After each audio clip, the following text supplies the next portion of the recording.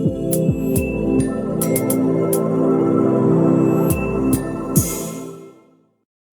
everyone, welcome back. In this tutorial, we are going to learn how to build this surface in Grasshopper. Okay, let's open the Grasshopper window. Okay, first we're going to use the circle command, and we can set a radius for the circle. Maybe include 12 here. And the origin plane setting is XY plane. Okay, and then we are going to use the perpendicular frames to get some planes around the circle. This is a circle. And because we have already know there are 5 ellipses, so the count for the frames should be 5 too. Okay, connect them together. And then we are going to draw this ellipse on these planes. Go here and find the ellipse. Cool, connect them together. And then we need to set the radius for the ellipse. Maybe the first one we can set it to be 7. And the second radius could be 3. And let's see the shape. Cool. It looks good. And then we are going to rotate this ellipse like this. And we know it should be 180 degrees in total.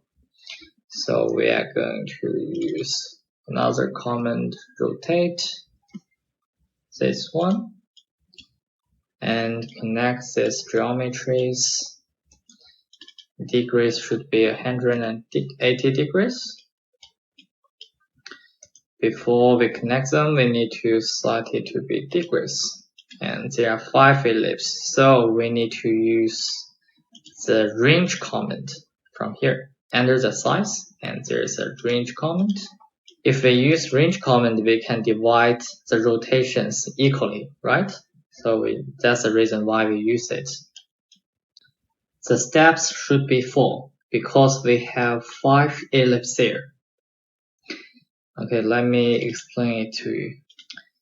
If we have a line like this, there are 5 points. This is the first one, second one, and the third one, fourth one, and the fifth one. And this is the first segment, the second segment, the third segment, and the fourth segments. And we have 4 steps, 5 points. The 5 points are the 5 ellipses, and the 4 segments are our steps there. Okay, you can understand it like this. Cool, and then we just need to connect it to here. This is a count of our perpendicular frames, but it is 5, so we need to use a minus command and -1 and connect them together. Cool. And the rotation centers here should be the perpendicular frame. So we can connect them together. Cool. And have this one. And then we get this ellipse. We can double check the degrees for this one. So let's go to the panel, find the panel command and double check it. And you can see the first ellipse is 0 degrees, the second one is 45 degrees, the third one is 90 degrees, the fourth one is 135 degrees, and the last one is 180 degrees. Cool. And in the last step, we are going to loft all of this ellipse together. In Rhino, we need to build another curve like copy and paste, but in Grasshopper, we cannot do it. And let's see how to do it in Grasshopper. First, we need to go to the size option and find the list atom.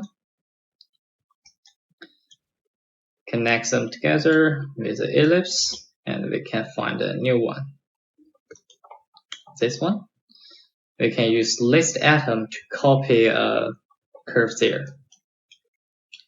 The origin setting for the first ellipse is 0. You can see here in the explanation. one locally defined value is 0, and if we input a slider 0 and connect them together, you can see we can select any one of it, but we want to get the first one, so it should be 0. Cool.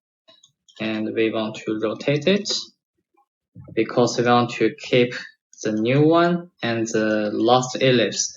They should be the same direction and with same angles. So we need to rotate it into 180 degrees because we can see the last one is already rotated by 180 degrees. So change it to the degrees, 180 degrees. And the rotation center should be this surface too. So we need to copy another list atom there. And the atom should be the perpendicular frames. And the number is also 0. Cool. Now it's the surface. And we just connect them together. And you can see this ellipse already rotated 180 degrees now. Cool. And the last step, we're gonna merge them together and use loft command to loft the surface. In Rhino and Grasshopper, we need to follow the sequence and the directions of the geometry. So what is the first data here? This one, right? We need to loft this together, and the last ellipse should be this one. So the geometry data 1 is this one, and the geometry data 2 is this one. And we just go to use loft command to loft them together. Cool, we get this surface.